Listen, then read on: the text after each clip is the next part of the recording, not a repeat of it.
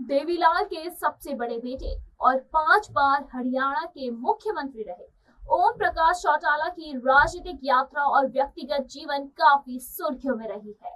89 साल की उम्र में भी इंडियन नेशनल लोकदल को राज्य में दोबारा खड़ा करने में ओम प्रकाश चौटाला हमेशा लगे रहे।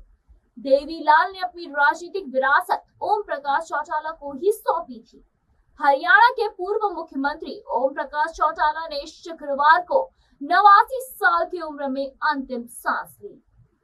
डॉक्टरों ने उनकी निधन की वजह कार्डियक अरेस्ट बताई है। हरियाणा के राजनीति में चौटाला परिवार सबसे बड़ा कुनबा माना जाता है। इसकी शुरुआत चौधरी देवीलाल से होती है। ये वो नाम है जिसके बिना हरियाणा की राजनीति पर चर्चा अधूरी है। सिरसा के गांव तेजाखेड़ा में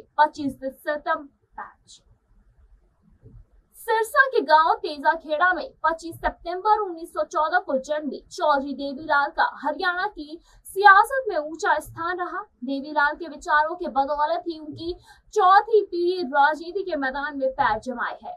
1989 में जब केंद्र में जनता पार्टी की सरकार बनी तो हरियाणा का ताऊ बनने के लिए उन्होंने प्रधानमंत्री की कुर्सी तक छोड़ दी और उप प्रधानमंत्री का पद लिया था। आजादी के बाद 1952 में हुए पहले लोकसभा चुनाव में चौधरी देवीलाल संयुक्त पंजाब विधानसभा में विधायक बनकर गए। विधानसभा पहुंचकर उन्होंने भाषा के आधार पर अलग हरियाणा राज्य की मांग उठाई। 1957 और 1962 में भी वो विधायक बनकर पंजाब विधानसभा पहुंचे। हरियाणा बनने के बाद ही उनकी मुख्यमंत्री बंसीलाल से खटपट हो गई और मतभेद इतने गहरे हो गए कि 1968 के मध्यवर्ती चुनाव में कांग्रेस ने देवीलाल को टिकट ही नहीं दिया। देवीलाल का कांग्रेस से मोह भंग हो गया और 1971 में उन्होंने कांग्रेस से त्याग पत्र दे दिया। 1972 के विधानसभा चुनाव में वो बंसीलाल के खिलाफ तो श्याम और भजन लाल के खिलाफ आदमपुर हलके से चुनाव मैदान में उतरे, मगर दोनों ही जगह उन्हें हार का सामना करना पड़ा।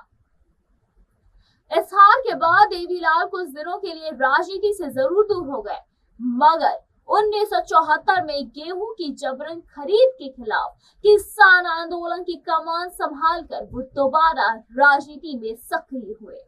1975 में आपातकाल के दौर में वो आंदोलन में सक्रिय रहे और 1977 में जनता पार्टी के हरियाणा में सबसे बड़े नेता के रूप में उभरे। 1977 से 1989 और फिर 1987 में हरियाणा के मुख्यमंत्री बने। 1989 से 1991 तक वीपी सिंह और चंद्रशेखर की सरकारों में उप प्रधानमंत्री रहे।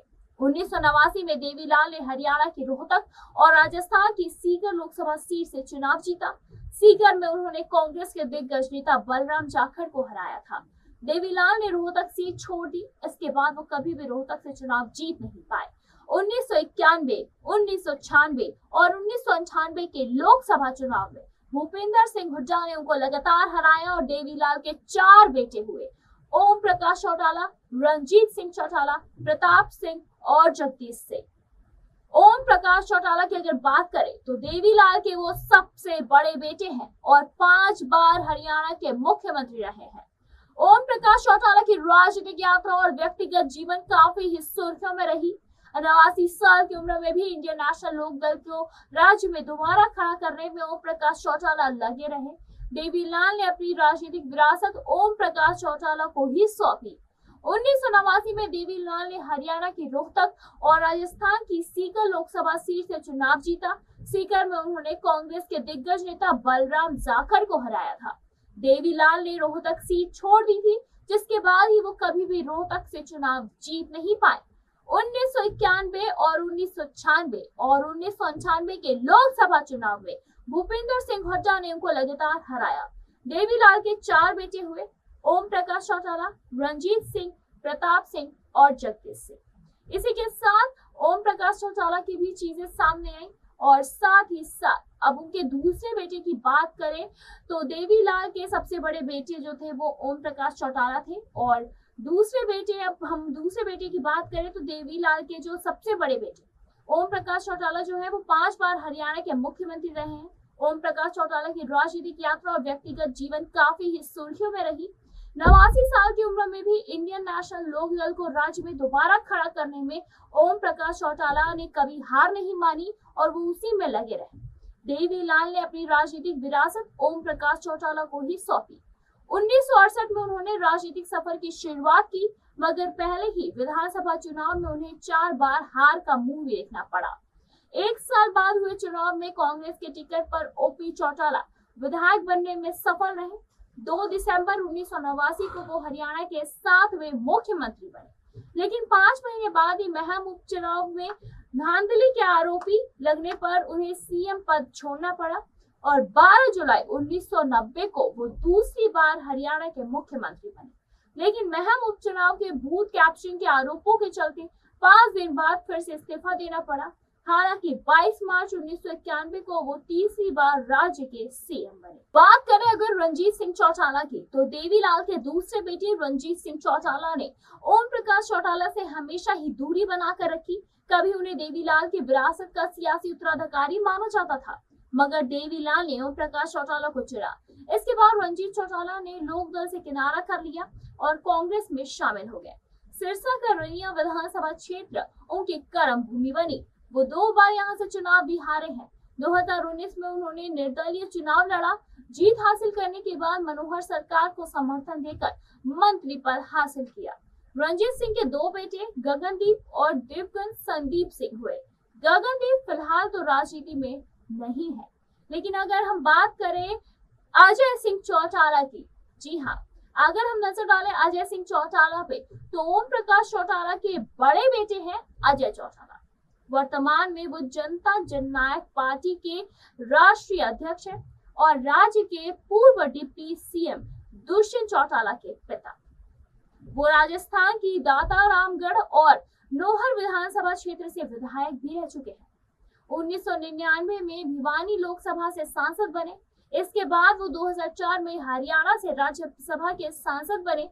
इसके बाद ही वो 2009 में डबवाली से विधायक बने। जेपीटी घोटाले में ओम प्रकाश चौटाला के साथ उन्हें भी 10 साल की कैद हुई थी। अजय चौटाला की खेल प्रबंधक के तौर पर भी गिनती होती है और वो भारतीय टेबल टेनिस फेडरेशन के अध्यक्ष भी रह चुके हैं। बताते चले इसी के साथ अध्यक्ष चौटाला 10 साल की सजा पूरी करके जेल से बाहर भी आ चुके हैं। अजय चौटाला के जेल में जाने के बाद उनकी पत्नी नैना चौटाला ने राजनीतिक में कदम रखा। राजनीति के अखाड़े में आने वाली वो चौटाला परिवार की सबसे पहली महिला है। 2014 में नैना ने डबवाली सीट से चुनाव लड़ा और पहली बार विधायक चुनी गई। चौटाला परिवार में फूट पड़ने के बाद ही जसपा के टिकट पर भिवानी की बाड़ता सीट से चुनाव जीता और साथ ही साथ बेटे दुष्यंत के साथ हरियाणा विधानसभा में पहुंचे। बताते चले इसी के साथ दुष्यंत चौटाला, जो कि इस टाइम सुर्खियों में वापस से आ चुके हैं। अजय चौटाला के जेल के जाने के बाद ही उनके बड़े बेटे यानी कि दुष्यंत पिता की विरासत वो संभालते हुए नजर आए। 2014 में उन्होंने हिसार लोकसभा सीट से चुनाव लड़ा और पीएम मोदी की लहर के बावजूद सबसे कम उम्र के सांसद बने। 2018 में इनेलो से अलग होकर उन्होंने जनता जननायक पार्टी बनाई और 2019 में चुनी गई सरकार के किंग मेकर बने। मात्र 31 साल की उम्र में वो हरियाणा के डिप्टी सीएम बने। ये थी चौटाला परिवार की पूरी जानकारी। ऐसी तमाम लेटेस्ट खबरों को जानने के लिए जुड़े रहिए हमारे साथ और देखते रहिए नेक्स्ट लाइव।